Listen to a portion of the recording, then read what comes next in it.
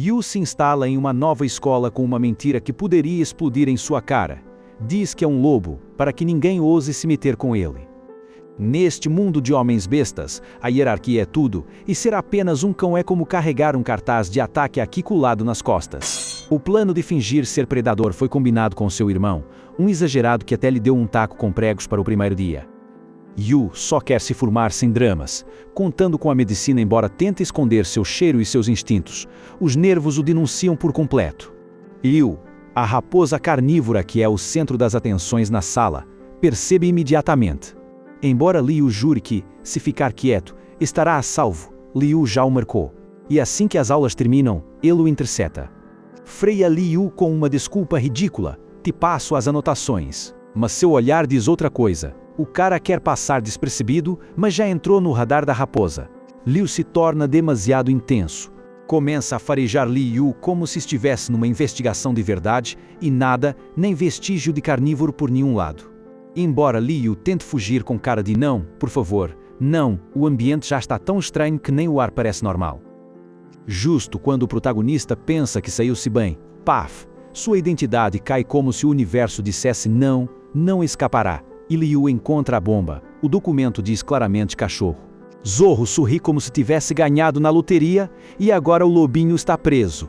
Liu alcança lá fora, com o olhar de quem já sabe tudo, e solta a verdade direto nos olhos. Filhote, não faça de durão, já te descobri. Segredo que Liu guardava como um tesouro se quebrou em um segundo diante do homem que mais o tinha em mira. Liu entra em pânico, pronto para o pior. Mas Liu, em vez de atacar, decide fingir ser o bom garoto e promete silêncio, como se fosse um favor. Com isso, o tem totalmente sob seu controle. Sem que perceba, já é seu brinquedo. E o mais constrangedor, Liu, com sua inocência de filme, agradece como se ele tivesse feito um favor. Sem saber, agora é o peão perfeito de um zorro que só espera o momento certo para mover as peças. Liu percebe que Liu não é só ingênuo, é um caso perdido. Lhe deixa bem claro que seu silêncio não sairá barato, mas justo aparece o irmão mais velho, e a raposa não resta outra opção senão fingir que são melhores amigos, por precaução. Como você pode imaginar, Liu preferiu continuar com a mentira a voltar a ser aquele tipo invisível da sua antiga escola, embora a dúvida sobre o que terá que pagar pelo favor ainda o assombrando. Passou a noite em vela, com pesadelos que não paravam de vir. No dia seguinte, o pânico disparou. Quando uma professora o chamou para a secretaria, já imaginou o pior, porque já tinha lido seu histórico, e lá, em letras grandes, dizia que era um cachorro. Mas atenção, não foi um desastre, ela foi super compreensiva e jurou que não diria nada. Mas Liu sai dali com a sensação de que seu segredo já não é mais um segredo, e que qualquer pessoa poderia descobri-lo a qualquer momento.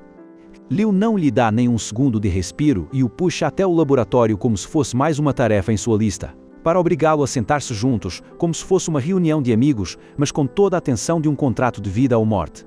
Com um sorriso que não chega aos olhos, lembra-lhe que seus pesadelos não são apenas sonhos, podem se tornar realidade se ele não tomar cuidado. Mais constrangedor é que o rapaz continua com aquela fachada de bom garoto, como se fosse o mais inocente do mundo, mas quando se aproxima com aquela ajuda, a vibração de manipulador se sente como um muro de ar frio. A tensão invade de cheio a aula de ginástica, e tudo fica estranho. Liu parece o rei do esporte. Até que algo o trava de repente. Exatamente no meio do salto na rede, o ar muda. Um cheiro estranho o atravessa como um flash. Não é normal. Não combina. Enquanto Liu comemora seu ponto sem ter ideia de nada, o mundo para. A raposa congela, porque o cheiro de seu amigo não é o de um lobo. Isso é um cringe total. Sem nem mesmo esperar que os outros reagissem, Liu o agarra pela camiseta como se fosse um saco de lixo, e o arrasta diante de toda a turma, claramente marcando que agora o cão é seu brinquedo, e ele manda em tudo. Mas o ambiente fica estranho quando todos começam a sentir um cheiro doce, tipo torta de maçã, e o nível de constrangimento sobe 1000%. Então Liu se trancou com Liu nos banheiros, como se fosse uma missão secreta, para impedir que alguém descobrisse o golpe. E lá o zorro solta a bomba, seu cheiro é exatamente igual ao de uma torta de maçã. Totalmente fora de lugar para um carnívoro. E agora Liu percebe que seu irmão mais velho mentiu para ele a vida toda. Disse que cheirava masculino só para protegê-lo, e agora se sente um verdadeiro tolo por ter acreditado. Além disso, Liu fica extremamente intenso. Tipo, não sei o que está acontecendo. Mas isso já não é mais casual. Fala sobre seu aroma como se fosse um manjar, enquanto o atormenta com aquele olhar que diz: te tenho e adoro.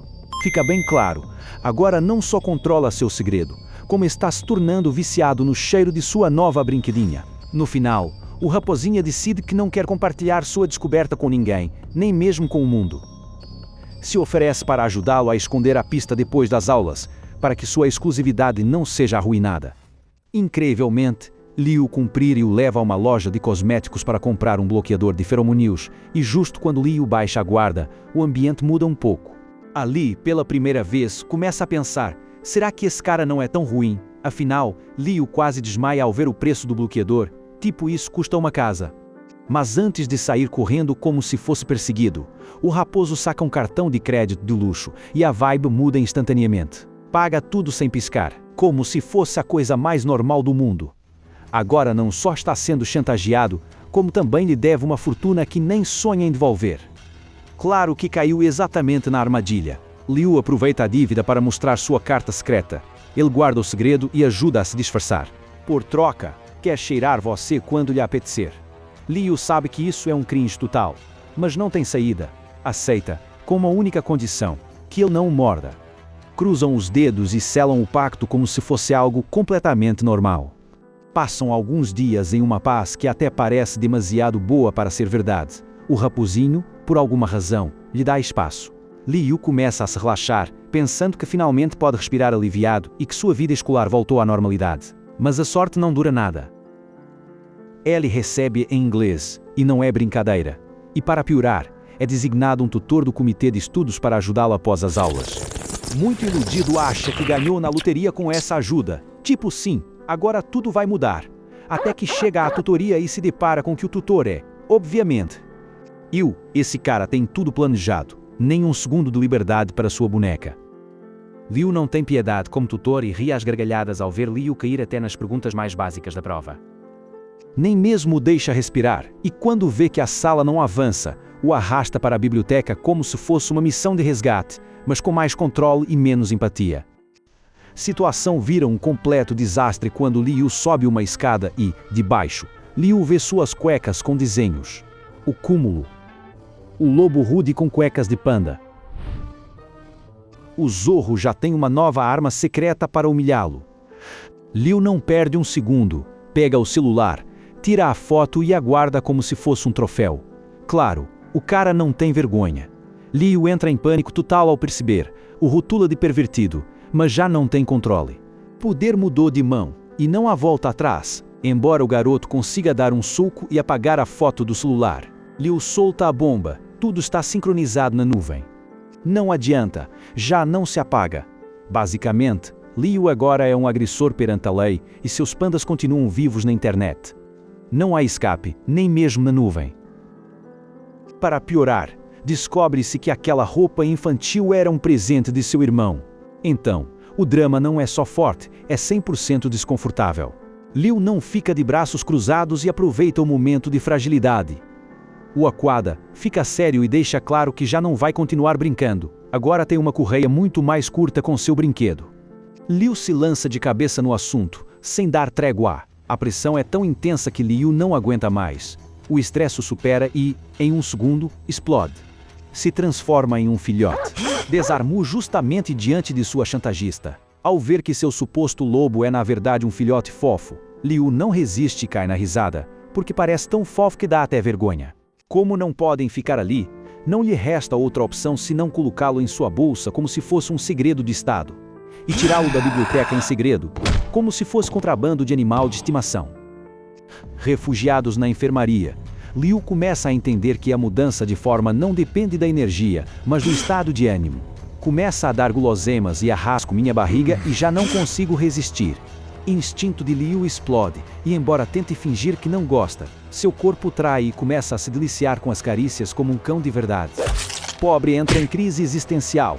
Seu corpo de cão está no céu, mas seu orgulho está no chão, e não sabe se deve continuar se divertindo ou começar a odiar essa sensação. Quanto mais confortável se sente, mais tempo permanece preso. Ser a mascote de Liu não é apenas uma situação, é uma armadilha emocional repleta de carícias. Justo quando Liu morde a orelha do cara que o tem preso, como se fosse um último ato de resistência, aparece Haynes, o médico da escola, com aquele olhar que diz: sei exatamente o que você está fazendo, e não vai dar certo. Liu começa a atuar imediatamente. É só uma brincadeira, fingindo que tudo está sob controle, para não se meter em problemas por ter um animal solto. Liu finge estar doente e continua a brincadeira, como se estivesse em uma comédia de momentos ruins. O exame médico foi tão constrangedor que nem mesmo o médico conseguiu conter o riso, e só o diagnostica como indigestão por comer como um animal. Só indigestão. Como se o problema fosse apenas o estômago, e não o fato de ele estar meio zumbi. O médico lhe dá sedativos para relaxar e voltar a ser humano, como se fosse um reset de emergência. Enquanto isso, Liu aproveita para deixar roupas e manter o segredo, como se tudo fosse normal, embora nada disso seja. Mas aqui vem o plot twist. O médico acaba sendo um velho amigo do irmão de Liu e tem ordens claras: vigiá-lo como se fosse uma bomba prestes a explodir. Pânico o acomete tão forte que, sem pensar, ele volta ao seu corpo humano de um segundo para o outro. E aí, no meio do caos, suplica ao médico que o cubra, que seja seu cúmplice, porque seu irmão souber, está morto. Liu está em seu elemento, porque sabe que Liu já não pode escapar. O medo está na palma de sua mão, e é exatamente isso que ele quer. Um alvo perfeito para seus jogos. Mas o drama atinge seu ápice quando Liu, a caminho de casa, entra um frio estranho lá embaixo e percebe que deixou a calcinha na enfermaria. E merda, isso é um cringe total. Já dá para imaginar o pânico quando a raposa manda uma foto da peça e solta a ameaça: se não cooperar, amanhã, diante de todos, devolve a peça como se fosse um meme. Chapter Gis is PJ. Ufa, que maneira de ficar exposto e perder a dignidade. Assim como o protagonista esqueceu suas calças na enfermaria, não esqueçam de deixar seu enorme like, senão vão queimar igual. Inscreva-se para mais salsicha e comente qual manhwa quer que eu narre depois. Até mais!